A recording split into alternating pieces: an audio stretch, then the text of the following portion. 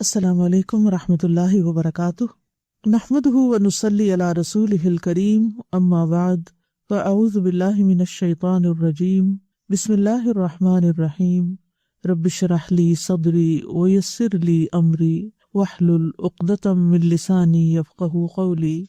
तमाम किस्म की हम्द अल्लाह के लिए है जिसके अतियात वसी हैं, जिसकी नवाजिशें बहुत भारी और अजीम हैं, जो साहिब फजल और साहिब एहसान है और करम नवाज है। उसने जिंदगी में नेकियों के मौसम बनाए और उसने हमें ऐसे मौक़े अता फरमाए जिसमें हम नेकियों का ज्यादा से ज्यादा ज़ादिराह जमा कर सकते हैं। अल्लाह के सिवा कोई माबूद नहीं, वो अकेला है, उसका कोई शरीक नहीं, वो बंदों का रब है और तमाम मखलूकात को पैदा करने वाला है।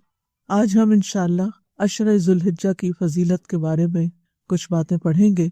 इसमें से बहुत सी बातें आपने पहले भी सुन रखी होंगी, लेकिन वक्त के गुजरने के साथ साथ हम जानते हुए भी अनजान हो जाते हैं, हमें वो बातें याद नहीं रहती।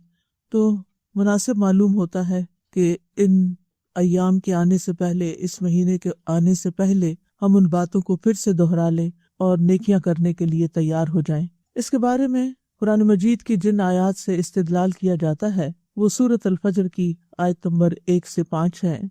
इरशाद बारी ताला है, बिस्मिल्लाहिर्रहमानिर्रहीम वल फज्र वलयालिन अश्र वश्शफ़अि वल वत्र वल्लैलि इज़ा यस्र हल फी ज़ालिका क़समुन लिज़ी हिज्र।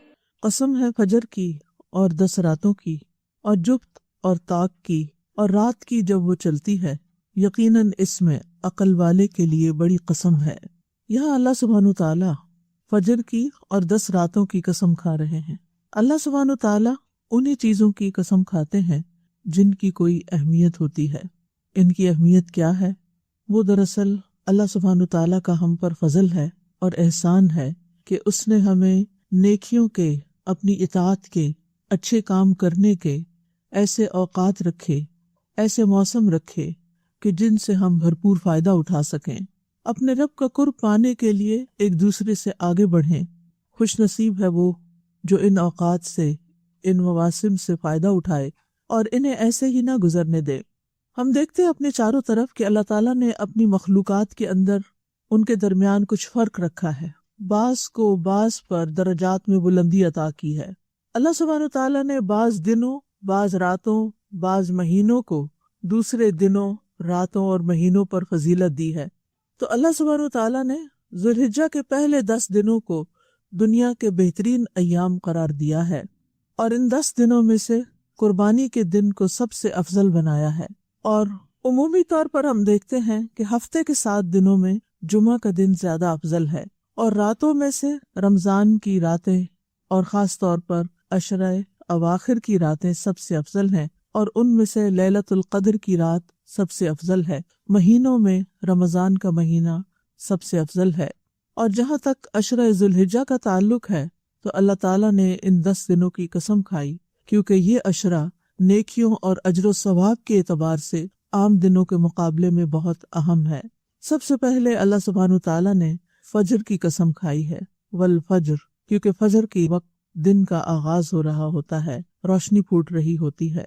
फिर उसके बाद रातों में से 10 रातों की यानी ज़ुल्हिज्जा की 10 रातों की कसम खाई है और फिर हर इवन और ऑड की कसम खाई है। इब्न कसीर कहते हैं कि 10 रातों से मुराद ज़ुल्हिज्जा का पहला अशरा है, जैसा कि इब्न अब्बास, इब्न जुबैर, मुजाहिद और उनके अलावा बहुत से उलमा ने यही बात कही है। इन 10 दिनों की फजीलत और इन 10 दिनों में अमल करना दिन और रात दोनों में आम है, यानी अरबी में रात का लफ्ज भूलकर सिर्फ रात मुराद नहीं ली जाती बल्कि उसमें दिन खुद बहुत शामिल हो जाता है। लेकिन अगर सिर्फ रात की बात की जाए तो वो रमजान की आखिरी 10 रातें जो हैं वो ज्यादा अफजल हैं इन दिनों से, और ज़ुल्हिज्जा के आखिरी दिन रमजान के आखिरी 10 दिनों से अफजल हैं क्योंकि ये दिन यौमुन नहर, यौम अरफा और यौम तरबिया पर मुश्तमिल हैं। कुरान मजीद में इन दिनों के बारे में एक और आयत भी मिलती है सूरत अल हज में, वयज़्कुरुस्मल्लाहि फी अय्यामिम मालूमात, कि चंद मालूम दिनों में लोग अल्लाह का जिक्र करें اور ان ایام معلومات سے مراد بھی عشرہ ذوالحجہ ہے۔ یہ 10 دن حرمت والے مہینے کے 10 دن ہیں۔ جیسا کہ آپ جانتے ہیں کہ حرمت والے مہینے 4 ہیں، جن میں سے ایک ذوالحجہ بھی ہے، اور وہ ذوالحجہ کے 10 دن جو ہیں یہ حرمت والے دن بھی ہیں۔ فَلَا تَظْلِمُوا فِيهِنَّ أَنفُسَكُمْ، سو ان میں اپنی جانوں پر ظلم نہ کرو۔ یہ دن حدیث کے اعتبار سے بھی سب سے بہترین دنوں میں سے ہیں۔ رسول اللہ صلی اللہ علیہ وسلم نے فرمایا، دنیا کے دنوں میں افضل ترین دن عشرہ ذوالحجہ کے پہلے 10 دن ہیں۔ ان دنوں میں کیا گیا عمل سب سے افضل عمل ہے۔ نبی صلی اللہ علیہ وسلم نے فرمایا، ان دنوں میں کیے گئے عمل سے افضل کوئی عمل نہیں، یعنی عشرہ ذوالحجہ کے دنوں سے۔ ان دنوں میں کیا گیا عمل سب سے پاکیزہ عمل ہے۔ صحیح الترغیب کی روایت ہے، نبی صلی اللہ علیہ وسلم نے فرمایا، اللہ کے نزدیک ذوالحجہ کے 10 دنوں میں نیک اعمال کرنا بہت زیادہ پاکیزگی اور بہت بڑے ثواب کا باعث ہے۔ ان دنوں میں فرائض اور نوافل کا اجر بھی باقی دنوں کی نسبت بڑھ جاتا ہے، یعنی ان 10 دنوں میں جو بھی فرض اور نفل نماز آپ پڑھیں گے یا صدقہ خیرات کریں گے وہ عام دنوں کے مقابلے میں زیادہ اجر و ثواب پائے گا۔ ان دنوں میں اگر آپ روزے رکھتے ہیں تو سال کے باقی دنوں میں روزے رکھنے سے زیادہ افضل ہے۔ ابن عباس کہتے ہیں کہ نبی صلی اللہ علیہ وسلم نے فرمایا، جو عمل ان 10 دنوں میں کیا جائے اس کے مقابلے میں دوسرے دنوں کا کوئی عمل افضل نہیں ہے۔ لوگوں نے عرض کیا کہ کیا جہاد بھی اس کے برابر نہیں؟ آپ نے فرمایا، جہاد بھی ان کے برابر نہیں، سوائے اس شخص کے جس نے اپنی جان اور اپنے مال کو خطرے میں ڈالا اور کوئی چیز واپس لے کر نہ لوٹا، یعنی وہ شہید ہو گیا وہیں پر۔ لہٰذا ان دنوں میں ہمیں زیادہ سے زیادہ نیکی کے کاموں کی طرف توجہ کرنی چاہیے۔ الحمدللہ رمضان کا مہینہ آتا ہے تو ہم سب اس سے پہلے ہی اس کی تیاری شروع کر دیتے ہیں، لک فارورڈ کرتے ہیں، انتظار میں ہوتے ہیں۔ پھر رمضان آتا ہے، پھر ہم روزے رکھتے ہیں، ذکر اذکار کرتے ہیں، تلاوت کرتے ہیں، زیادہ قرآن مجید پڑھنے کا اہتمام کرتے ہیں، راتوں کو نوافل زیادہ پڑھتے ہیں، تراویح کی شکل میں، قیام اللیل کی شکل میں، تہجد کی شکل میں، صدقہ خیرات عام دنوں سے کہیں زیادہ بڑھ جاتا ہے۔ لیکن بہت سے لوگ ان 10 دنوں کی فضیلت سے غافل رہتے ہیں اور ان 10 دنوں میں وہ کام نہیں کرتے جو انہیں کرنا چاہیے۔ تو خواہ حقوق العباد میں سے کچھ ہو یا پھر حقوق اللہ میں سے ہو، ہمیں عام دنوں کی نسبت اپنے نیک اعمال کو زیادہ کرنا ہے۔ اگر دیکھا جائے تو اس عشرے میں بڑی بڑی عبادات جمع ہو جاتی ہیں۔ ابن حجر رحمہ اللہ فرماتے ہیں، باقی دنوں کی نسبت ان دنوں کی فضیلت کا ایک سبب یہ بھی ہو سکتا ہے کہ اس میں بڑی بڑی عبادات جمع ہو جاتی ہیں، جیسے نماز، روزہ، صدقہ، حج۔ عبادات کا یہ اجتماع باقی ایام میں نہیں ہوتا، یعنی رمضان میں ہم نماز، روزہ اور صدقہ خیرات تو کرتے ہیں، عمرہ بھی کر لیتے ہیں، لیکن حج نہیں ہوتا۔ تو ان دنوں میں باقی سارے کام بھی ہو جاتے ہیں اور حج بھی ہو جاتا ہے۔ اور حج جو ہے وہ اسلام کے ارکان میں سے عظیم رکن ہے۔ الحج اشہر معلومات، اور حج کے چند مہینے جو معلوم ہیں اور ان میں شوال، ذوالقعدہ اور ذوالحجہ کے پہلے 10 دن ہیں، اور حج مبرور کی جزا جو ہے وہ جنت ہے۔ حدیث میں آتا ہے کہ حج مبرور کا صلہ تو صرف جنت ہی ہے۔ حج مبرور وہ حج ہوتا ہے جو نیکیوں سے بھرپور ہو، بر نیکی کو کہتے ہیں، یعنی جس میں گناہ نہ کیے جائیں۔ ان 10 دنوں میں یوم الترویہ بھی ہے جو حج کے احرام باندھنے کا دن ہے۔ جابر بن عبداللہ کہتے ہیں کہ انہوں نے نبی صلی اللہ علیہ وسلم کے ساتھ حج کیا۔ آپ نے صحابہ سے فرمایا کہ بیت اللہ کے طواف اور صفا مروہ کی سعی کے بعد اپنا احرام کھول ڈالو، بال ترشوا لو، یوم الترویہ تک برابر اسی حال میں رہو، اور پھر یوم الترویہ میں مکہ ہی سے حج کا احرام باندھو۔ تو 8 ذوالحجہ کا دن جو ہے یوم الترویہ کہلاتا ہے۔ ترویہ جانوروں کو سیراب کرنے سے ہے، کیونکہ حاجی حج کے سفر پہ جانے سے پہلے اپنے اونٹوں کو خوب پانی پلاتے تھے تاکہ پھر 3-4 دن آرام سے گزر جائیں۔ انہی دنوں میں یوم عرفہ ہے، جس دن اللہ نے اپنے دین کو مکمل کیا تھا اور مسلمانوں پر اپنی نعمت کو تمام کر دیا تھا۔ الیوم اکملت لکم دینکم واتممت علیکم نعمتی ورضیت لکم الاسلام دینا۔ آج میں نے تمہارے لیے تمہارا دین کامل کر دیا، تم پر اپنی نعمت پوری کر دی اور تمہارے لیے اسلام کو دین کی حیثیت سے پسند کر لیا۔ اللہ تعالیٰ عرفہ والوں پر فخر فرماتا ہے۔ مسند احمد کی روایت میں آتا ہے، بے شک اللہ عز و جل عرفہ کی شام اہل عرفہ کی وجہ سے اپنے فرشتوں کے سامنے فخر فرماتا ہے اور کہتا ہے کہ میرے ان بندوں کو دیکھو جو میرے پاس پراگندہ حال اور غبار آلود ہو کر آئے ہیں۔ یعنی حاجیوں کا حج عرفہ کے دن ہوتا ہے، جیسے کہ حدیث میں آتا ہے الحج عرفہ، کہ حج تو عرفہ ہی کے دن ہوتا ہے۔ تو وہ دن اگرچہ حاجیوں کے لیے خاص ہے، لیکن ہم بھی جہاں کہیں ہوں اسی وقت پر دعاؤں کی خوب کثرت کر دیں۔ یہ دن آگ سے آزادی کا دن ہے، عرفہ کا دن جو ہے، اور یہ بھی اسی عشرے میں ہوتا ہے۔ رسول اللہ صلی اللہ علیہ وسلم نے فرمایا، اللہ تعالیٰ عرفہ کے دن سے زیادہ کسی دن اپنے بندوں کو دوزخ سے آزاد نہیں کرتا، اور اللہ اپنے بندوں کے قریب ہوتا ہے۔ پھر فرشتوں کے سامنے اپنے بندوں پر فخر کرتے ہوئے فرماتا ہے کہ یہ سارے بندے کس ارادے سے آئے ہیں، اور سب کس لیے جاتے ہیں حج کرنے، تاکہ گناہوں کی معافی ہو جائے، جہنم سے آزادی ہو جائے، تو وہ ان کا مقصد پورا ہو جاتا ہے۔ یہ حاجیوں اور غیر حاجیوں کی معافی کا دن ہے۔ نبی صلی اللہ علیہ وسلم نے فرمایا، تمہارا دوپہر کے بعد عرفات میں کھڑے ہونا تو اللہ تعالیٰ آسمان دنیا پر نازل ہوتا ہے، پھر فرشتوں کے سامنے اپنے بندوں پر فخر کرتے ہوئے فرماتا ہے کہ میرے بندے میرے پاس کھلے اور گہرے راستے سے پراگندہ حالت میں آئے ہیں، جو میری رحمت اور جنت کے امیدوار ہیں۔ بس اگر تمہارے گناہ ریت کے ذروں یا بارش کے قطروں یا سمندر کی جھاگ کے برابر بھی ہوں تو میں انہیں بخش دوں گا۔ یعنی حج کا اتنا بڑا فائدہ ہے، اور ساتھ ہی فرمایا، میرے بندوں لوٹ جاؤ، تم بخش دیے گئے ہو، اور ان کی بھی مغفرت ہے جن کی تم نے سفارش کی۔ یعنی حج کے موقع پر جن کے لیے تم نے دعائیں کی ان کی بھی بخشش ہو جائے گی۔ لیکن عام طور پر جب کوئی حاجی جاتا ہے اور ہم سے پوچھتا ہے کہ ہم آپ کے لیے کیا دعا کریں، ہم کیا بتاتے ہیں؟ ساری دنیا کی دعائیں بتاتے ہیں، آخرت سے متعلق نہیں، کہ اللہ ہماری بخشش کر دے اور ہمیں وہاں جہنم کی آگ سے بچا لے۔ حاجی جو ہیں وہ عرفہ کا روزہ نہیں رکھتے، لیکن جو غیر حاجی ہیں، ہم لوگ ہیں جیسے، تو ہم عرفہ کا روزہ رکھیں گے، یعنی 9 ذی الحجہ کا، اور یہ 2 سال کے گناہوں کی معافی کا ذریعہ ہے۔ ابو قتادہ انصاری کہتے ہیں کہ آپ صلی اللہ علیہ وسلم سے عرفہ کے دن کے روزے کے بارے میں پوچھا گیا تو آپ نے فرمایا، گزرے ہوئے 1 سال اور آنے والے سال کے گناہوں کا کفارہ بن جاتا ہے۔ یعنی یہ روزہ پچھلے اور اگلے سال کے گناہوں کا کفارہ ہے۔ ان 10 دنوں میں مزدلفہ کی رات بھی ہے، حاجیوں کے لیے ہے، لیکن اس عشرے کی فضیلت کے طور پر بتا رہی ہوں۔ اور عرفات سے جب حاجی واپس لوٹتے ہیں تو رات مزدلفہ میں گزارتے ہیں، اور مزدلفہ کی رات جب نماز وغیرہ پڑھ کے سو جاتے ہیں، اس رات آرام کرنا ہوتا ہے، کیونکہ 10 تاریخ بہت مصروف ترین دن ہوتا ہے حاجیوں کے لیے، تو صبح کے وقت کثرت سے ذکر اذکار کرتے ہیں حاجی۔ اہل مزدلفہ کی فضیلت کیا ہے؟ بلال بن رباح رضی اللہ عنہ سے روایت ہے کہ نبی صلی اللہ علیہ وسلم نے مزدلفہ کی صبح ان سے فرمایا، اے بلال، لوگوں کو خاموش کراؤ۔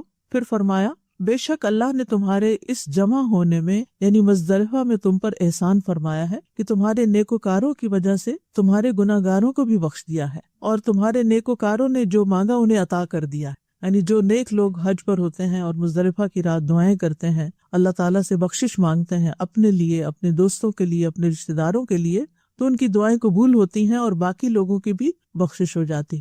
تو آپ میں سے بھی جو حج پر جا رہا ہو وہ ہم سب کو ضرور یاد رکھے کہ اللہ تعالیٰ ہمارے گناہوں کو بھی معاف فرما دے۔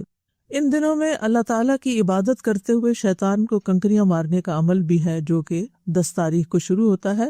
نبی صلی اللہ علیہ وسلم نے فرمایا، تمہارا جمرات کو کنکریاں مارنا، بس تمہاری ہر کنکری مارنے کے بدلے ایک کبیرہ گناہ جو ہلاک کرنے والا تھا اس کا کفارہ ہو جاتا ہے۔ یعنی ہر کنکری کے بدلے ایک کبیرہ گناہ معاف ہوتا ہے، کہ اگر وہ معاف نہ ہوتا تو ہلاک کرنے والا ہوتا۔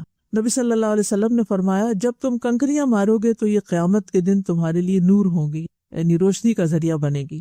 ان دنوں میں حج اکبر کا دن ہے، یعنی ان 10 دنوں کی فضیلت میں سے ایک یہ ہے کہ ان میں یوم النحر ہے۔ یوم النحر 10 تاریخ کو کہتے ہیں، یہ حج اکبر کا دن ہے، اور یہ بھی اللہ کے نزدیک سب دنوں سے زیادہ عظیم ہے۔ عبداللہ بن قرط فرماتے ہیں کہ رسول اللہ صلی اللہ علیہ وسلم نے فرمایا، اللہ کے نزدیک سب سے افضل دن یوم النحر یعنی 10 ذی الحجہ، اور اس کے بعد پھر یوم القر 11 ذی الحجہ ہے۔ حج میں قربانی کا کرنا بہترین عمل ہے، اور یہ صرف حج والوں کے لیے نہیں بلکہ جو لوگ حج پر نہیں جاتے ان کے لیے بھی ہے۔ ابو بکر صدیق رضی اللہ عنہ سے روایت ہے، وہ کہتے ہیں کہ رسول اللہ صلی اللہ علیہ وسلم سے سوال کیا گیا کہ کون سا حج افضل ہے؟ آپ نے فرمایا، لبیک پکارنا اور خون بہانا یعنی قربانی کرنا۔ ان 10 دنوں میں عید کا دن بھی آتا ہے جو حاجیوں کے لیے بھی ہے اور ہم سب کے لیے بھی۔ یعنی آپ دیکھ رہے ہیں کہ ان 10 دنوں کے اندر کتنا کچھ اکٹھا ہو گیا۔ عقبہ بن عامر سے روایت ہے، وہ کہتے ہیں کہ رسول اللہ صلی اللہ علیہ وسلم نے فرمایا، یوم عرفہ، یوم نحر یعنی 10ویں ذی الحجہ قربانی کا دن، اور ایام تشریق یعنی 10ویں کے بعد کی جو عید کے 2 دن اور ہوتے ہیں۔ ایام تشریق ہم اہل اسلام کے عید کے ایام ہیں، یہ کھانے اور پینے کے دن ہیں۔ ان 10 دنوں کو غنیمت جاننا چاہیے۔ جو لوگ تو حج پہ جا رہے ہیں بہت ہی خوش قسمت ہے کہ وہ اپنے یہ 10 دن وہاں خوب عبادت کریں گے، کیونکہ وہاں تو کوئی اور کام نہیں ہوتا سوائے آرام کرنے کے اور عبادت کرنے کے۔ لیکن جو لوگ نہیں بھی جا پا رہے وہ پیچھے رہ کر ان دنوں میں خاص اہتمام کریں، فرسٹ ذوالحجہ سے لے کے عید کے دن تک۔ سلف صالحین ان دنوں میں انتھک عبادت کیا کرتے تھے اور نیکی کے مختلف کاموں میں کوشش کرنے کی شدید رغبت رکھتے تھے، اور اس کے لیے ضروری ہے کہ ہم پہلے سے ہی پلان کر کے رکھیں کہ ہم نے کیا کیا کرنا ہے۔ مثلا اگر آپ کی زکوٰۃ ڈیو ہے یا آپ نے کوئی خاص صدقہ خیرات کرنا ہے، کوئی خاص کسی جگہ پر یعنی اپنا حصہ ڈالنا ہے، تو وہ ان 10 دنوں کے اندر اگر آپ کریں گے تو اس کا اجر و ثواب باقی سارا سال کرنے سے کہیں زیادہ بہتر ہوگا۔ سعید بن جبیر کے بارے میں آتا ہے کہ جب یہ 10 دن شروع ہو جاتے تو اپنی طاقت سے بڑھ کر سخت محنت کرتے اور ان 10 دنوں کی عبادت کی بہت ترغیب دیتے اور کہتے ان 10 دنوں کی راتوں کو اپنے لیے دیے نہ بجھایا کرو، یعنی راتوں کو بھی جاگتے رہا کرو، شب بیداریاں کیا کرو، قرآن پڑھا کرو، عبادت کیا کرو۔ ابو عثمان نہدی کہتے تھے نیک لوگ صحابہ کرام و سلف صالحین 3 قسم کے دنوں کی تعظیم کرتے: رمضان کے آخری 10 دن، ذوالحجہ کے پہلے 10 دن اور محرم کے پہلے 10 دن۔ ان دنوں کو اللہ کی اطاعت اور تقرب سے آباد کرنا چاہیے، یعنی زیادہ سے زیادہ نیک اعمال کرنے کے لیے اپنے آپ کو تیار کر لینا چاہیے۔ الحمدللہ رمضان میں ہم محنت کرتے ہیں اور اپنے نفسوں میں قوت اور چستی بھی پاتے ہیں، لیکن جب یہ 10 دن آتے ہیں تو ہم کمزوری دکھاتے ہیں اور پورا خیال نہیں کرتے، سست پڑ جاتے ہیں۔ حالانکہ یہ 10 دن رمضان کے دنوں سے زیادہ عظیم ہے، رمضان کی راتوں سے نہیں، دنوں سے زیادہ عظیم ہے، اور ان میں کیے جانے والے اعمال اللہ کو زیادہ محبوب ہیں اور اللہ کے ہاں زیادہ افضل ہیں۔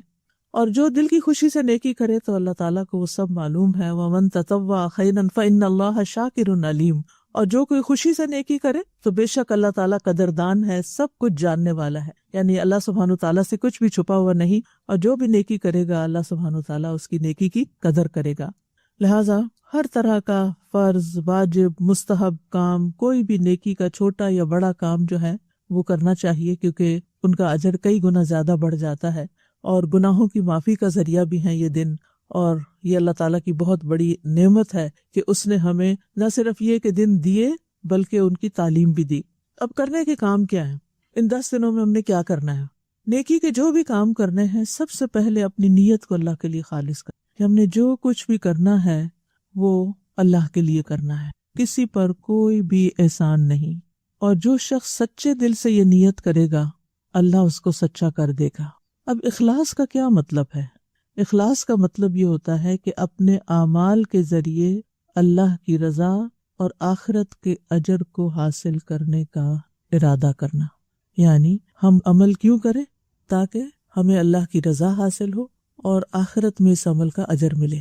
قرآن مجید میں آتا ہے وَمَنْ أَرَادَ الْآخِرَةَ وَسَعَى لَهَا سَعْيَهَا وَهُوَ مُؤْمِنٌ فَأُولَئِكَ كَانَ سَعْيُهُمْ مَشْكُورًا، جو آخرت کو چاہتا ہو اور اس کے لیے ضروری کوشش کرے جیسے کہ کرنی چاہیے جبکہ وہ مومن بھی ہو، تو یہی لوگ ہیں جن کی کوشش قابل قدر ہے۔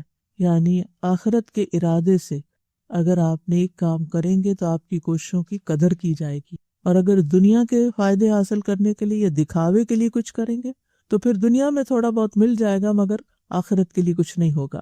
اخلاص نیت کی اہمیت یہ ہے کہ اللہ تعالیٰ نے عبادت کو اخلاص کے ساتھ ہی قبول کیا ہے۔ اللہ تعالیٰ صرف خالص عمل ہی قبول کرتا ہے۔ قرآن مجید میں آتا ہے وَمَا أُمِرُوا إِلَّا لِيَعْبُدُوا اللَّهَ مُخْلِصِينَ لَهُ الدِّينَ، حالانکہ وہ یہی حکم دیے گئے تھے کہ دین کو اللہ کے لیے خالص کرتے ہوئے یکسو ہو کر اس کی عبادت کریں۔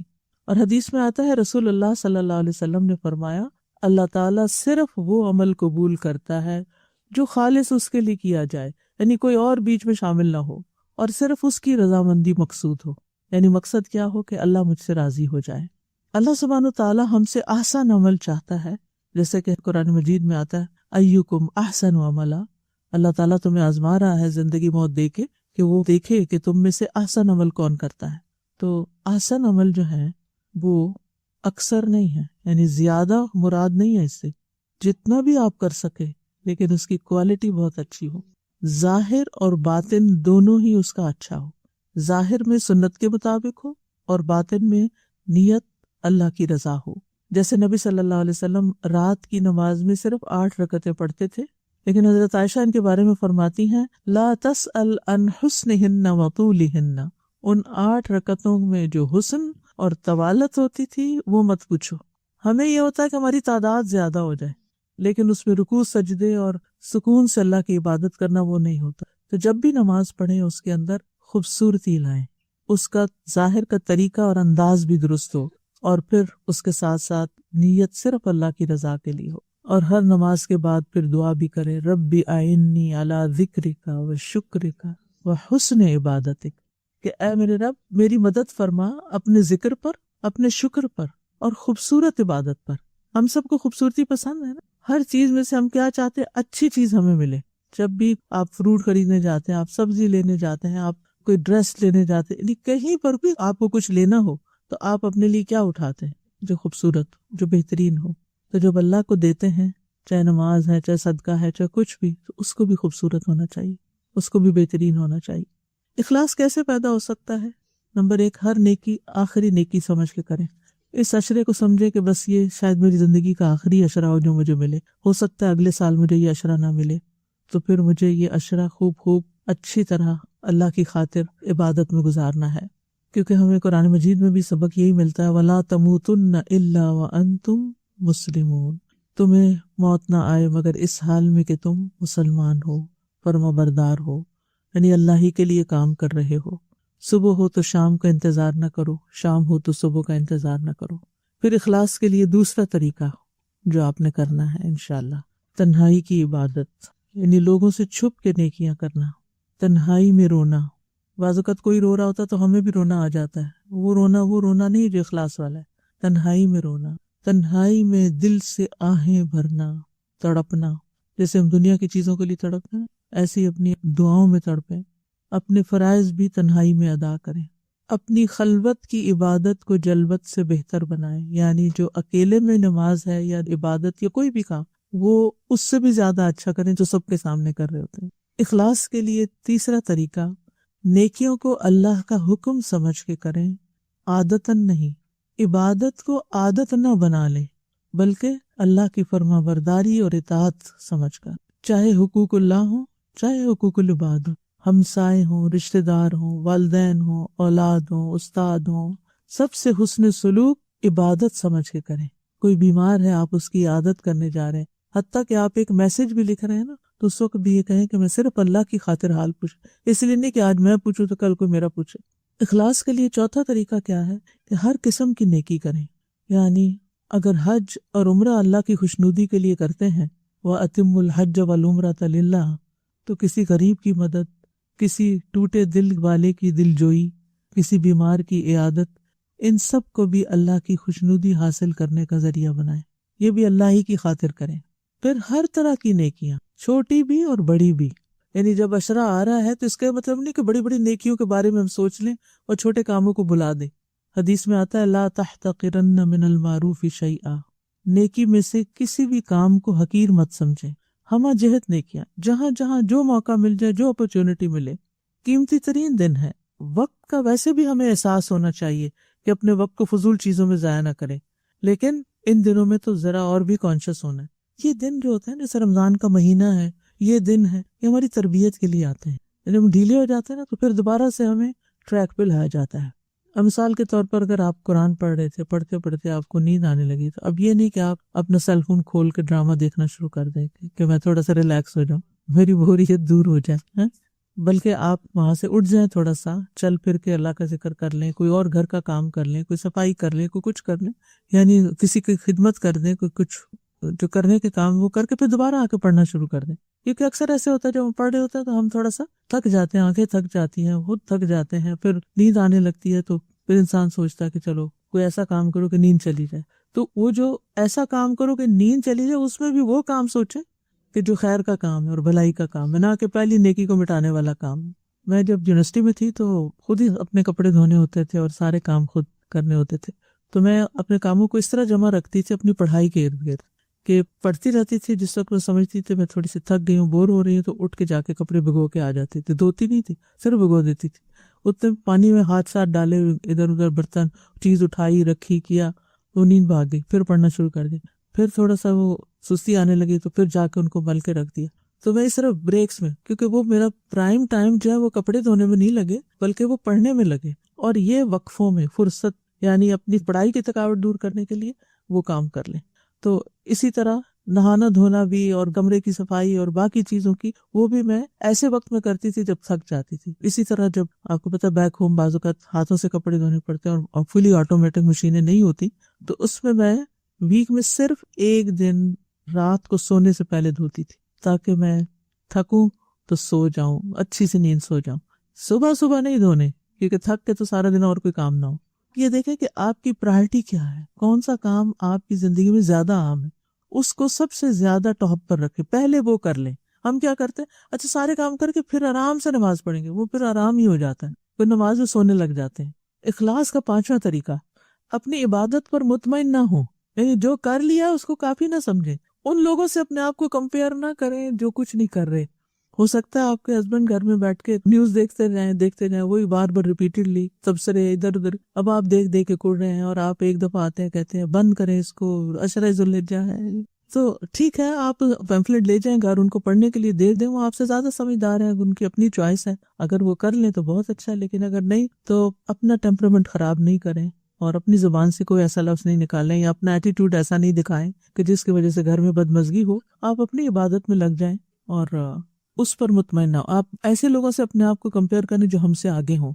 اہل جنت بھی، جنت میں جانے والے بھی دنیا میں گزرے ہوئے ان اوقات پر حسرت کریں گے جو دنیا میں انہوں نے اللہ کے ذکر کے بغیر گزار دی ہے۔ اوہ، یعنی جب انہیں یاد آئے گا نا کہ فلاں وقت بھی تھا میرے پاس، تو چپ کر کے گاڑی چلا رہی تھی، اپنا منہ ہلا لیتی ساتھ اور ذکر کرتی جاتی، یا کوئی تلاوت سن لیتی، یا کوئی اور اچھی بات کر دیتی، یا کسی کی مدد کر دیتی۔ تو جنت میں بھی پہنچ کے ان کو حسرت ہوگی کہ ہم یہ اچھا کام کر لیتے تو آج اس سے بھی اوپر کے درجوں میں ہوتے، لیکن وہاں رہ کے تو نہیں بڑھیں گے، وہ تو دنیا میں ہی بڑھا سکتے ہیں۔ والذین یؤتون ما آتوا وقلوبهم وجلۃ انہم الی ربہم راجعون، اور جو لوگ دیتے ہیں جو کچھ بھی وہ صدقہ دیتے ہیں جبکہ ان کے دل لرزتے ہیں اس بات سے کہ بے شک وہ اپنے رب کی طرف لوٹنے والے ہیں۔ پھر سچی توبہ کرنا، کیوں؟ یعنی کرنے والے کاموں میں پہلے تو اپنی نیت خالص کر لی، ٹھیک ہے اللہ کے لیے کرنا سب۔ آپ کوئی بھی نیک کام شروع کرنے سے پہلے توبہ کرنی ہے، اس لیے کہ گناہ نیکیوں میں رکاوٹ بن جاتے ہیں۔ گناہوں کی وجہ سے نیکی کے کاموں میں سستی آ جاتی، ہم اچھے بھلے مستقل کوئی نیکی کے کام کر رہے ہوتے ہیں، سال ہر سال کرتے ہیں، پھر کوئی ایسا گناہ کرتے ہیں کہ جس کی وجہ سے انہی نیکیوں کی توفیق چھن جاتی ہے۔ لوگ کہتے ہیں نا ہمیں استقامت نہیں ہوتی، پتہ نہیں میرے سے یہ کام کیوں چھوٹ گیا ہے، میں یہ اچھا بھلا کام کرتی تھی اب مجھ سے رہ گیا ہے۔ ضرور سوچیں کہ کوئی غلط کام تو نہیں کیا، کوئی حرام کام تو نہیں کیا، کسی ایسے لغو اور لہو میں تو مشغول نہیں ہو گئے کہ جس کی وجہ سے دل سخت ہو گیا اور اب نیکی کی مجلسوں میں دل ہی نہیں لگتا۔ تو اس لیے سابقہ گناہوں پر یا جو موجودہ کر رہے ہیں، چاہے وقت ضائع کرنا ہے، چاہے فضول چیزیں دیکھنا ہے یا غیر ضروری کاموں میں مصروف ہونا ہے جو کہ ہماری آخرت میں کوئی فائدہ نہیں دینے والے، تو ان پر توبہ کریں، اللہ سے معافی مانگیں اور واپس پلٹیں۔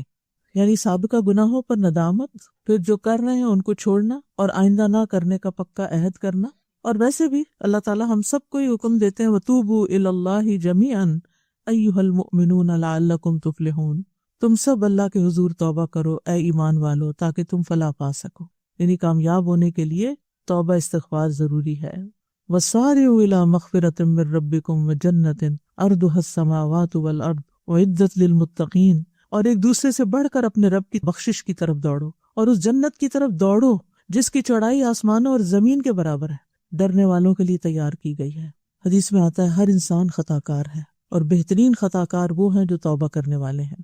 علامہ ابن قیم کہتے ہیں توبہ کی منزل سب سے پہلی، درمیانی اور سب سے آخری منزل ہے، پس بندہ اس سے علیحدہ نہیں ہو سکتا، اس کو اپنی موت تک اسی میں قائم رہنا چاہیے۔ اگر وہ کسی اور منزل کی طرف کوچ کرتا ہے تو وہ توبہ کی منزل سمیت کوچ کرے گا اور اسی کے ساتھ پڑاؤ کرے گا۔ توبہ بندے کا آغاز اور اس کی انتہا ہے۔ توبہ کی بندے کو آخری عمر تک، آخری دن تک ضرورت رہتی ہے، جیسے ابتدا میں ضرورت ہے ویسے ہی آخر میں بھی۔ یعنی ہر بندہ خطا کار ہے نا، تو جوان ہو تب بھی توبہ کرے۔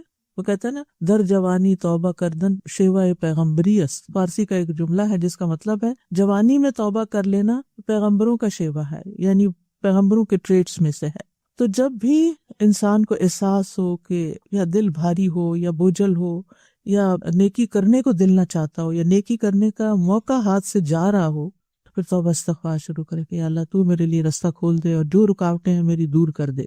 حافظ ابن رجب کہتے ہیں جو شخص توبہ کے بغیر صبح یا شام کرتا ہے وہ خطرے میں ہے، کیونکہ ڈر ہے کہ اگر وہ توبہ کے بغیر اللہ سے ملاقات کرے گا تو اس کو ظالموں کے گروہ میں کھڑا کیا جائے گا۔ اللہ تعالیٰ کا فرمان ہے وَمَن لَّمْ يَتُبْ فَأُولَٰئِكَ هُمُ الظَّالِمُونَ، جو توبہ نہ کرے وہ ظالم ہے، یعنی اپنی جانوں پہ ظلم کرنے والے ہیں۔ پھر ان 10 دنوں میں محنت کرنے کا عزم و ارادہ کرنا ہے۔ پہلی چیز اخلاص، دوسری چیز توبہ استغفار، تیسری چیز محنت کرنی ہے، یعنی اپنے آپ کو مزید تھکانا ہے۔ جو کر رہے ہیں نا اس کو کافی نہیں سمجھنا، ایک اور قدم آگے جانا ہے۔ اور جو شخص محنت کا ارادہ کرے گا اللہ تعالیٰ اس کو ضرور رستہ دکھائے گا کہ اسے کیا کرنا ہے۔ وَالَّذِينَ جَاهَدُوا فِينَا لَنَهْدِيَنَّهُمْ سُبُلَنَا، اور جو لوگ ہماری راہ میں جد و جہد کرتے ہیں ہم یقیناً انہیں اپنی راہیں دکھا دیتے ہیں، یعنی نیکیوں کے رستے ان پر کھول دیتے ہیں۔ اور دنیا میں نیکیوں میں جلدی کرنے والے جنت کی طرف بھی جلدی پہنچیں گے، جنت میں بھی سبقت کریں گے، کیونکہ اللہ تعالیٰ فرماتے ہیں ان الذین هم من خشیۃ ربهم مشفقون والذین هم بآیات ربهم یؤمنون والذین هم بربهم لا یشرکون والذین یؤتون ما آتوا وقلوبهم وجلة انهم الی ربهم راجعون اولئک یسارعون فی الخیرات وهم لها سابقون۔ بے شک وہ لوگ جو اپنے رب کے خوف سے ڈرنے والے ہیں، وہ جو اپنے رب کی آیات پر ایمان رکھتے ہیں اور جو اپنے رب کے ساتھ شریک نہیں کرتے، اور وہ کہ انہوں نے جو کچھ دیا اس حال میں دیا کہ ان کے دل ڈرنے والے ہوتے ہیں، اور یہ کہ یقیناً وہ اپنے رب ہی کی طرف لوٹنے والے ہیں۔ یہ لوگ ہیں جو نیک کاموں میں جلدی کرتے ہیں اور یہی ان کی طرف آگے نکلنے والے ہیں، یعنی جن کے دلوں میں خشیت ہوتی ہے، نیکی کر کے بھی ڈرتے ہیں، وہ پھر نیکیوں میں آگے جاتے ہیں۔ جو نیکی کر کے مطمئن ہو جاتے ہیں نا، ہاں اتنا کچھ کر لیا ہم نے، اتنا پڑھ لیا، اتنا دے دیا، اتنا سب کچھ، اب آرام کرو، نہیں، وہ پھر آرام میں کام ڈھونڈ لیتے ہیں۔ تو نیکیوں میں آگے بڑھنے والے ہی مقربون میں ہوں گے۔ والسابقون السابقون اولئک المقربون فی جنات النعیم ثلۃ من الاولین وقلیل من الآخرین۔ اور جو پہل کرنے والے ہیں وہی آگے بڑھنے والے ہیں۔ دوبارہ سن لیجیے، جو پہل کرنے والے ہیں وہی آگے بڑھنے والے ہیں، کیونکہ ہم سوچتے ہیں اور تو کوئی کر نہیں رہا، گھر میں کوئی اور کچھ نہیں کر رہا، ایک اکیلی میں ہی تھک رہی ہوں، نہیں کوئی بات نہیں، ہو سکتا آپ کو دے کے پھر وہ بھی کرے۔ تو جو پہل کرنے والے ہیں وہی آگے بڑھنے والے ہیں، یہی لوگ مقرب ہیں جو نعمتوں والے باغوں میں ہوں گے۔ پھر تو آرام ہی آرام ہے، وہاں تو کوئی کام نہیں۔ پہلوں میں سے بہت سے ہوں گے اور پچھلوں میں کم، ہم پچھلوں میں سے ہیں، اور پچھلوں میں سے بہت کم ہوں گے جو اپنے آپ کو نیکیوں میں پھر تک آئیں گے۔ اور یاد رکھیے کہ نیکیوں کا شوق اسی وقت ہوگا جب اللہ سے محبت ہوگی۔ جس سے محبت ہوتی ہے نا اس کے لیے کوئی بھی کام کرنا مشکل نہیں ہوتا، اور انسان دل کی خوشی سے کرتا ہے اور بھاگ بھاگ کے کرتا ہے۔ تو محبت سے مراد اللہ کی محبت، اللہ کے رسول صلی اللہ علیہ وسلم کی محبت، اور جن کے اندر یہ دو محبتیں ہوں وہ ایمان کی حلاوت پا لیتا ہے۔ اور اسی طرح اللہ کی خاطر محبت، یعنی محبت جو ہے نا وہ زندگی میں مٹھاس پیدا کر دیتی۔ جس تعلق میں بھی محبت ہوتی ہے وہ تعلق آپ کو خوشی دیتا ہے، اور ہم عام طور پر نفرتیں پال لیتے ہیں، اس نے میرے ساتھ یہ کیا، اس نے وہ کیا، یعنی ہر ایک سے کوئی نہ کوئی شکایت دل میں رکھ کے اپنے آپ کو جلاتے رہتے ہیں۔ اس سے باہر نکلنا چاہیے، کیونکہ یہ بہت سی بیماریوں کا سبب ہے۔ ہمیں محبتیں بانٹنی چاہیے، اللہ کی محبت سے شروع کر کے اللہ سے محبت، رسول صلی اللہ علیہ وسلم سے محبت، صحابہ کرام سے محبت، صحابیات سے محبت، نیک لوگوں سے محبت، اور پھر اپنے والدین سے محبت، اپنے بہن بھائیوں سے محبت، اور پھر اللہ کی خاطر اپنے دینی دوستوں سے محبت۔ پھر آپ دیکھیے کہ نہ صرف یہ کہ انسانوں سے بلکہ چیزوں سے بھی محبت، مثلا اپنی گاڑی سے محبت، مجھے اپنی گاڑی بہت اچھی لگتی، کیوں؟ کیونکہ میں نیکی کے کام اس کے ذریعے کرتی ہوں۔ اگر گاڑی نہ ہو تو آپ یہاں کیسے پہنچتی؟ کتنے لوگ ہیں جو تڑپتے ہیں کہ پہنچے لیکن ان کے پاس کوئی ذریعہ نہیں ہے۔ تو تمام محبتوں میں اخلاص ہو، صرف اللہ کے لیے ہو۔ گھر سے محبت کس لیے؟ یہ گھر میرے لیے سکون کی جگہ ہے جس کی وجہ سے میں کچھ کرنے کے قابل ہوتی ہوں، میری عبادت کے لیے پرسکون جگہ ہے۔ اولاد سے محبت کہ اولاد اللہ کی فرما بردار ہے۔ شاگردوں سے محبت کہ یہ میرے لیے صدقہ جاریہ ہے، یہ میرا باغ ہے۔ صحابہ سے محبت کہ وہ اللہ کے رسول صلی اللہ علیہ وسلم سے محبت کرتے تھے، اس لیے ان سے محبت۔ تو ہر محبت کی وجہ بھی جانیں کہ کسی بھی چیز سے آپ محبت کیوں کرتے ہیں۔ ہر وہ محبت جو آپ کو اللہ کی محبت کے قریب کرے وہ پسندیدہ محبت ہے، اور ہر وہ محبت جو آپ کو اللہ کی محبت سے دور کرے اور نیکی کے کاموں سے دور کرے وہ ناپسندیدہ محبت ہے، اس سے گلو خلاصی کرنی چاہیے۔ پھر کرنے کے کاموں میں اس عشرے میں کیا کرنا ہے؟ نمازوں کی حفاظت کرنی، 5 نمازوں کو ان کے وقت پہ ادا کرنا، کیونکہ یہ افضل ترین عمل ہے۔ رسول اللہ صلی اللہ علیہ وسلم سے سوال کیا گیا کون سا عمل سب سے افضل ہے؟ آپ نے فرمایا نماز اول وقت میں ادا کرنا۔ تو اس بات کا خیال رکھنا ہے کہ کثرت سے وہی عمل ہو جس کو ہمارا رب پسند کرتا ہے، پھر خشوع و خضوع کے ساتھ نماز ادا کرنا، دن میں 12 رکعت سنت مؤکدہ ادا کرنا، کیونکہ ایسے شخص کے لیے جنت میں گھر بنایا جائے گا۔ پھر نوافل کی کثرت، رسول اللہ صلی اللہ علیہ وسلم کے آزاد کردہ غلام ثوبان تھے نا، تو انہوں نے نبی صلی اللہ علیہ وسلم سے پوچھا کہ آپ مجھے ایسے عمل کی خبر دیں جس سے اللہ تعالیٰ مجھے جنت میں داخل کر دے، پسندیدہ عمل کے بارے میں بتائیں۔ تو وہ خاموش رہے، پھر پوچھا، پھر خاموش رہے، پھر تیسری بار پوچھا تو رسول اللہ صلی اللہ علیہ وسلم نے ان سے فرمایا سجدوں کی کثرت کر دو۔ جب بھی تم میں سے کوئی سجدہ کرتا ہے تو اللہ تعالیٰ اس سجدے کے سبب تمہارا ایک درجہ بڑھا دیتا ہے، اللہ کا قرب حاصل ہوتا ہے اور اس کے ذریعے تمہاری خطا مٹا دیتا ہے۔ فرض نمازوں کے بعد افضل نماز تہجد کی نماز ہے۔ آئی نو کہ راتیں چھوٹی ہیں، لیکن پھر بھی کوشش کرنی ہے کہ اٹھ سکیں، اور اگر نہیں اٹھ سکتے تو رات کو عشاء کی نماز کے بعد ایکسٹرا نوافل پڑھ لیں۔ پھر اسی طرح تہجد میں طویل قرات، یعنی وہ نفل ایسے نہ پڑھیں جن میں صرف قل واللہ پڑھیں، بلکہ آپ نے اگر کچھ حصہ حفظ کیا ہوا ہے تو وہ حفظ کیا ہوا حصہ ان میں پڑھیں، اگر نہیں حفظ کیا ہوا تو دیکھ کے پڑھ لیں۔ پھر اشراق یا چاشت کے نوافل 2 رکعت، یہ جو دن کے ابتدائی حصے میں ہوتی ہے، یہ سارے جسم کے ایک ایک جوڑ کا صدقہ ہوتا ہے، اور 4 رکعتیں اگر انسان پڑھ لے تو اللہ تعالیٰ کی طرف سے دن بھر کی کفایت کا وعدہ ہے۔ پھر مردوں کے لیے جماعت کے ساتھ نماز ادا کرنا۔ ایک اور کام جس کو ہم کثرت سے کر سکتے ہیں وہ اللہ کا ذکر ہے۔ اٹھتے بیٹھتے، کام کاج کرتے، چلتے پھرتے، ڈرائیو کرتے، چھوٹے چھوٹے وقفوں میں، کیونکہ وَيَذْكُرُ اسْمَ اللَّهِ فِي أَيَّامٍ مَّعْلُومَاتٍ، ان ایام میں اللہ کے ذکر کی کثرت۔ نبی صلی اللہ علیہ وسلم نے فرمایا کوئی دن اللہ کے ہاں ان 10 دنوں سے زیادہ عظمت والا نہیں، اور نہ ہی کسی دن کا عمل اللہ تعالیٰ کو ان 10 دنوں کے عمل سے زیادہ محبوب ہے۔ بس تم ان 10 دنوں میں کثرت سے لا الہ الا اللہ، اللہ اکبر اور الحمدللہ کہو۔ یعنی کون سا ذکر زیادہ کرنا؟ جیسے وہ ایک تسبیح کرتے ہیں نا، سبحان اللہ والحمدللہ ولا الہ الا اللہ واللہ اکبر، اس کی تسبیحات زیادہ کرنی، یعنی یہ خاص ذکر ہے ان دنوں کا۔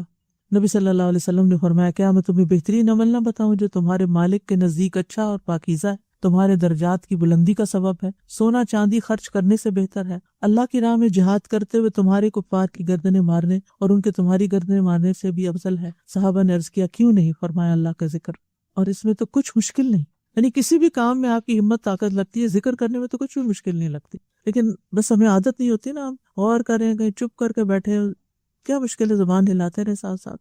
رسول اللہ صلی اللہ علیہ وسلم نے فرمایا بہترین عمل یہ ہے کہ جب تم دنیا سے رخصت ہو تو تمہاری زبان اللہ کے ذکر سے تر ہو، یعنی آپ ہسپتال میں ہیں، آپ بیڈ پہ لیٹے ہوئے ہیں، زبان ہلتی رہے، لیکن یہ انہی کی ہلے گی جن کو عام دنوں میں ذکر کی عادت ہو، اور پھر ذکر کرنے والے جہاں وہ سب سے سبقت لے جائیں گے، وَلَذِكْرُ اللَّهِ أَكْبَرُ، کیونکہ اللہ کا ذکر سب سے بڑی چیز ہے۔ اور ویسے بھی جب آپ اللہ کا ذکر کرتے ہیں، اللہ کو یاد کرتے ہیں، تو اللہ تعالیٰ آپ کو یاد کرتے ہیں، اور پھر ذکر کرتے ہوئے آپ کوئی برا کام نہیں کر سکتے، کوئی حرام کام نہیں کر سکتے، وہ برائی اور بے حیائی سے آپ کو روکتا ہے۔ لہٰذا ان دنوں میں کرنے کے کام کیا ہیں کہ کثرت سے تسبیحات، تکبیرات، اللہ کی حمد بیان کرنا، صبح و شام کے اذکار، استغفار کی کثرت، درود شریف پڑھنا، مقبول اوقات میں دعائیں کرنا، خصوصاً عرفہ کے دن نئی دعائیں اور اذکار زبانی یاد کرنا، پھر کثرت سے تکبیرات پڑھنا، یعنی اللہ اکبر کی کثرت۔ اور اگر آپ کو بھول جاتا ہے نا تو آپ جیسے یوٹیوب پر بہت اچھی اچھی تکبیرات ہیں، کوئی بھی کھول کے موبائل کے اوپر لگا چھوڑیں تو اس سے یہ کہ گھر والوں کو بھی یاد آ جائے گی کہ تکبیرات پڑھنا ہے۔ ایک دفعہ تو دن میں ضرور یہ عمل کریں کہ تکبیرات لگائیں۔ یعنی ذی الحجہ کے 10 دنوں میں ذکر کی تمام قسموں میں سے خاص ترین ذکر جو ہے وہ تکبیر کہنا ہے، اللہ اکبر، اللہ سب سے بڑا ہے، کیونکہ تکبیر کہنا عظمت والے رب کا ذکر کرنا ہے۔ تکبیر عظیم عبادت ہے، اللہ نے اپنے بندوں کو اس ذکر کی دعوت دی اور رغبت دلائی ہے۔ قرآن مجید میں آتا ہے وَرَبَّكَ فَكَبِّرْ، اپنے رب ہی کی پس بڑائی بیان کرو، وَكَبِّرْهُ تَكْبِيرًا، اور اس کی بڑائی بیان کرو، خوب بڑائی بیان کرنا۔ تکبیر کہنا کیا ہے؟ جیسے حضرت علی رضی اللہ عنہ نے اس کی وضاحت کی ہے، اللہ شان میں بہت بڑا ہے، وہ سلطنت اور اقتدار میں عظیم ہے، وہ سب سے بڑا ہے، وہ ذات جس کے سامنے ہر چیز حقیر ہے، ہر چیز اس کے سامنے چھوٹی ہے۔ یعنی جب آپ اللہ اکبر کہہ دیتے ہیں تو پھر ہر چیز سے بڑا اس کو مان لیا، وہ آپ کی مصروفیات، آپ کے کام، آپ کے مال، آپ کی زندگی، آپ کے ازواج، آپ کی اولاد، آپ کے والدین اور آپ کی ہر چیز سے بڑا ہے، ہر کام سے بڑا ہے، ہر چیز سے بڑا ہے۔ تو عشر ذی الحجہ میں جو چیز سیکھنے کا لیسن ہے وہ کیا کہ آپ کے دل میں اللہ کی بڑائی بیٹھ جائے، سال بھر کے لیے بلکہ زندگی بھر کے لیے، کہ اللہ ہی سب سے بڑا ہے۔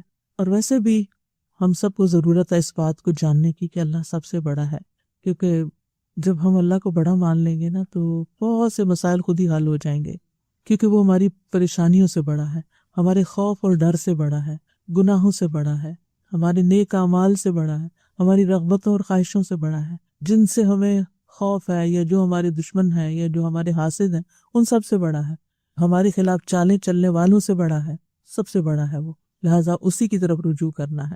اور پھر یہ کہ جن لوگوں سے ہمیں امید ہوتی ہے ہمیں کوئی فائدہ پہنچائیں گے یا ان سے ہماری کچھ مصلحتیں ہوتی ہیں، ان سے بھی بڑا ہے۔ جب ہم اللہ کو بڑا مان لیتے ہیں نا تو پھر مایوسی نہیں آتی ہمارے نزدیک۔ اور جب کسی انسان کے رویے سے شکایت ہوتی ہے تو ہم کہتے ہیں انسان ہے نا، کمزور ہے، اس لیے اس سے تو یہی ایکسپیکٹڈ تھا۔ اللہ سب سے بڑا ہے نا، اللہ ہر عیب سے پاک ہے۔ اور پھر یہ کہ جب اللہ کو بڑا مان کے آپ کسی کام کا ارادہ کریں گے تو اللہ کی مدد بھی آئے گی، اور وہ چیز جو آپ چاہتے ہیں آپ کی طرف خود دوڑتی ہوئی آئے گی۔ اور پھر اللہ بڑا ہے نا، وہ آپ کو لوگوں پہ ڈیپینڈنٹ نہیں کرے گا، آپ کو کسی کا محتاج نہیں کرے گا۔ تو اللہ کی بڑائی بیان کر رہے ہیں، اور حدیث میں آتا ہے مسند احمد کی، واللہ اکبر تملأ ما بین السماء والارض، اللہ اکبر کہنا زمین اور آسمان کے درمیان ساری فضا کو بھر دیتا ہے، آسمان کے دروازے کھل جاتے ہیں۔ نبی صلی اللہ علیہ وسلم کے ساتھ صحابہ نماز پڑھے تھے تو ابن عمر کہتے ہیں کہ جماعت میں سے ایک آدمی نے کہا اللہ اکبر کبیرہ والحمد للہ کثیرہ وسبحان اللہ بکرۃ واصیلا۔ تو نماز کے بعد آپ نے پوچھا کہ یہ کلمات کس نے کہے، کون ہے یہ؟ تو ایک شخص نے کہا کہ اللہ کے رسول صلی اللہ علیہ وسلم میں ہوں۔ آپ نے فرمایا مجھے تعجب ہوا کہ اس کے لیے آسمان کے دروازے کھولے گئے، یعنی اس نے ایک کلمہ پڑھا آسمان کے دروازے کھولے گئے۔ ابن عمر کہتے ہیں کہ اس کے بعد میں نے ان کلمات کو کبھی چھوڑا ہی نہیں، ہر نماز میں پڑھی۔ تو جب آپ سبحانک اللہ پڑھتے ہیں نا، ساتھ یہ بھی پڑھ لیا کریں۔ صحابہ اور تابعین بھی ان ایام میں کثرت سے تکبیرات پڑھتے۔ حضرت ابن عمر اور ابو ہریرہ ان 10 دنوں میں بازار کی طرف نکل جاتے، دونوں تکبیرات پڑھتے، لوگ ان کی تکبیر سن کر تکبیر کہتے، اور محمد بن علی نفل نمازوں کے بعد بھی تکبیر کہتے تھے۔ ویسے بھی ہم سلام پھیر کے اللہ اکبر تو کہتے ہیں، لیکن پھر زیادہ ریپیٹ کر سکتے۔ پھر یہ ہے کہ خواتین بھی تکبیرات پڑھتی تھی۔ عمر رضی اللہ عنہ منا میں اپنے خیمے کے اندر تکبیر کہتے تو مسجد میں موجود لوگ سنتے، وہ تکبیر کہتے، ان کو سن کے بازار والے سنتے، وہ تکبیر کہتے۔ سارا منا اس زمانے میں بغیر لاؤڈ سپیکر کے تکبیرات سے گونج اٹھتا تھا۔ آج آپ دیکھتے ہیں حاجی جاتے ہیں، کوئی تکبیرات نہیں پڑھ رہا ہوتا اور کوئی کچھ نہیں کر رہا ہوتا۔ اور یہ آپ نے دیکھا ہوگا پیمفلٹ، اس میں یہ تکبیرات لکھی ہوئی ہیں۔ اس کو اس طرح ڈیزائن کیا گیا تھا کہ اندر کرنے کے کاموں کا ریمائنڈر ہے، اور سامنے اس کے فضیلت کی حدیثیں ہیں، اور اینڈ میں اللہ اکبر کی تکبیرات ہیں۔ آپ اپنے گھر میں یہاں پن لگا کے دیوار پہ لگا چھوڑیے تاکہ آتے جاتے آپ کو نظر آئے اور آپ تکبیرات پڑھیں، اور زیادہ سے زیادہ یہ پیمفلٹ لے کے یہاں سے لوگوں کو بانٹیں تاکہ لوگوں کو پتہ چلے کہ یہ عشرہ کتنا اہم ہے، اس میں کرنے کے کام کیا ہے، اور سب سے افضل ذکر کون سا ہے ان دنوں میں کرنے کا۔ اس کے علاوہ بھی آپ دیکھیں کہ کچھ مزید کارڈز بھی ہیں، اور جو لوگ حج پہ جا رہے ہیں ان کو دینے کے لیے خوبصورت تحفہ ہے، اور جو نہیں بھی جا رہے ان کو بھی دے سکتے ہیں تاکہ پڑھ کے ان کو بھی شوق آ جائے۔ اور پھر آپ دیکھیے کہ گھر میں بھی آپ جیسے بلند آواز سے خوبصورت انداز میں اللہ اکبر کبیرہ والحمد للہ کثیرہ پڑھتے رہیں تاکہ دوسروں کو بھی یاد آ جائے۔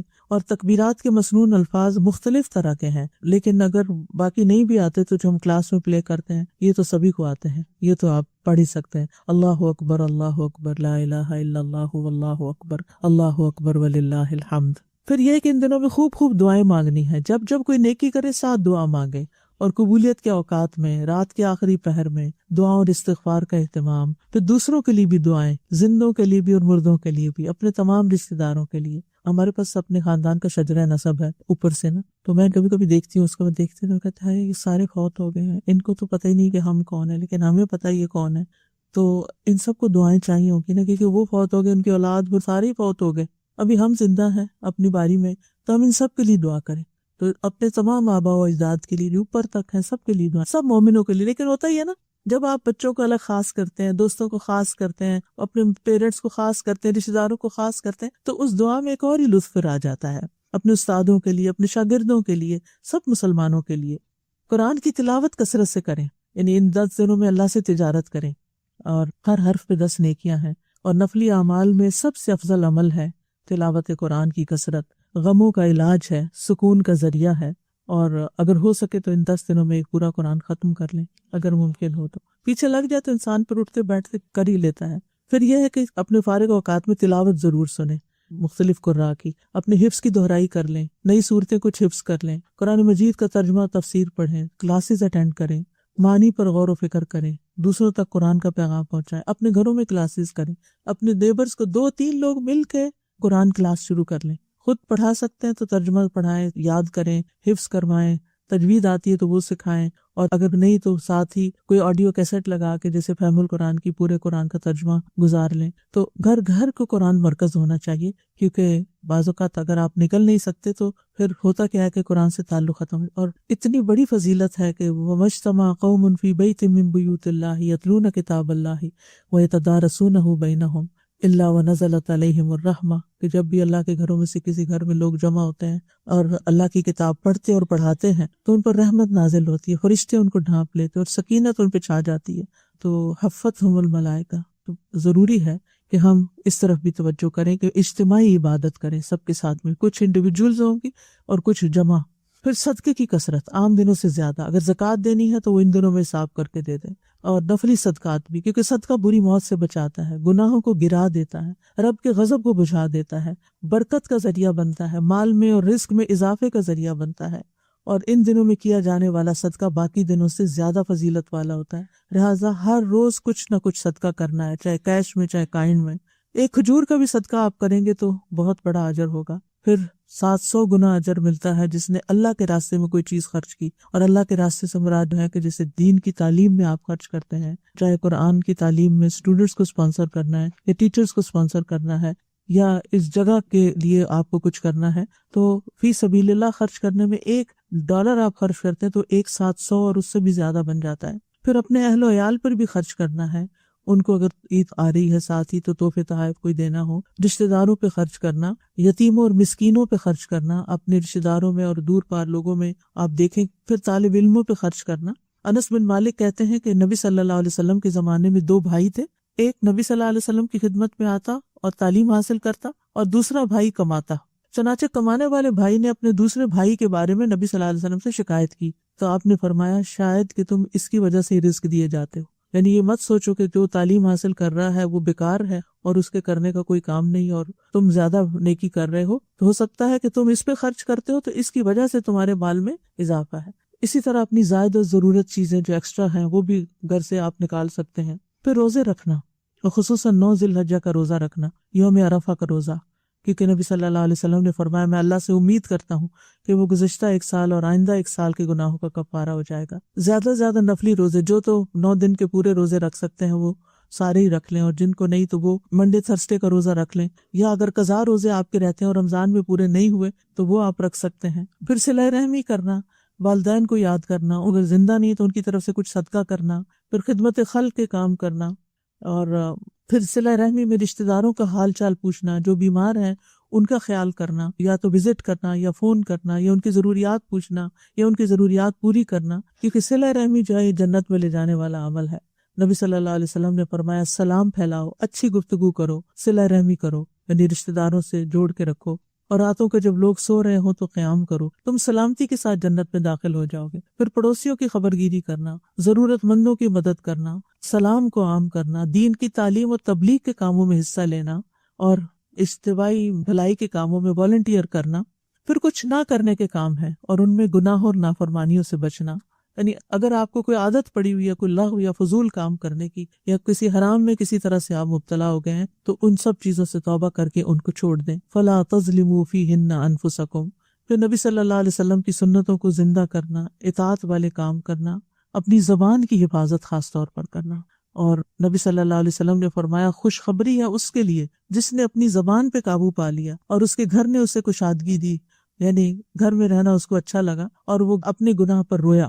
پھر اپنے اوقات کو ضائع ہونے سے بچانا، زیادہ سونا نہیں، لہو اور لغو میں نہیں پڑنا، سوشل میڈیا پہ بہت زیادہ وقت ضائع نہیں کرنا، کیونکہ قرآن مجید میں آتا ہے قد افلح المؤمنون الذین هم فی صلاتهم خاشعون والذین هم عن اللغو معرضون. یقیناً کامیاب ہو گئے وہ مومن جو اپنی نماز میں عاجزی کرنے والے ہیں، وہی جو لغو کاموں سے منہ موڑنے والے ہیں. ومن حسن اسلام المرء ترکہ ما لا یعنی، لا یعنی فضول بیکار چیزوں کو اپنی زندگی سے نکالنا ہے. اور خاص طور پر یہ ہے کہ قربانی ضرور کرنی ہے اگر توفیق ہے، استطاعت ہے، کیونکہ یہ ان دنوں کا عظیم ترین عمل ہے. اور نبی صلی اللہ علیہ وسلم نے حج کے موقع پر کتنی قربانیاں کی تھی؟ 100 اونٹ، بکریاں بھی نہیں، 100 اونٹ سے. قربانی کا لفظ جو ہے نا یہ قرب سے ہے، کہ اس سے اللہ کا قرب حاصل ہوتا ہے. لوگ پوچھتے ہیں ہم زکوٰۃ نہیں دیتے کیا ہم قربانی کر لیں، ہمارے پاس قرضہ ہے کیا اور قربانی کر لیں؟ یہ باتیں نہیں پوچھنے کی. آپ یہ دیکھیں کہ آپ کے اندر اگر حیثیت ہے ایک جانور قربان کرنے کی، حصہ ڈالنے کی، تو بس ڈال دیں. کیونکہ آپ نے اللہ کا قرب حاصل کرنا ہے اور غریبوں تک گوشت پہنچانا ہے. اور صحابہ جو تھے وہ اس کا بہت اہتمام کیا کرتے تھے. نبی صلی اللہ علیہ وسلم نے فرمایا تمہارا قربانی کرنا یہ تمہارے لیے تمہارے رب کے پاس ذخیرہ کر دی جاتی ہے. اور پھر عید کے دن کی سنتوں پر عمل کرنا، عید کی نماز کا اہتمام کرنا، عید کی نماز کہیں نہ کہیں ضرور پڑھیں، عزیز و اقارب سے ملاقات کریں، اور قربانی کا گوشت خود بھی کھانا اور دوسروں کو بھی کھلانا.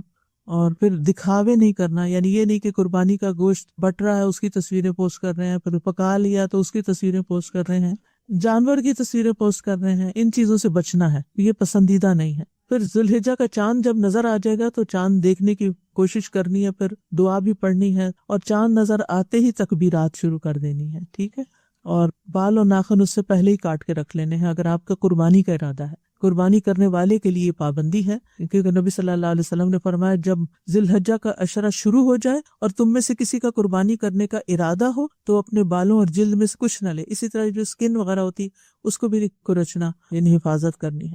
اور جو قربانی کی استطاعت نہ رکھتا ہو تو وہ اس دن یعنی عید والے دن اپنے ناخن اور بال وغیرہ تراشے تو وہ بھی انشاءاللہ قربانی کا اجر پائے گا. وآخر دعوانا ان الحمد للہ رب العالمین. سبحانک اللہم وبحمدک اشہد ان لا الہ الا انت استغفرک واتوب الیک. السلام علیکم ورحمۃ اللہ وبرکاتہ.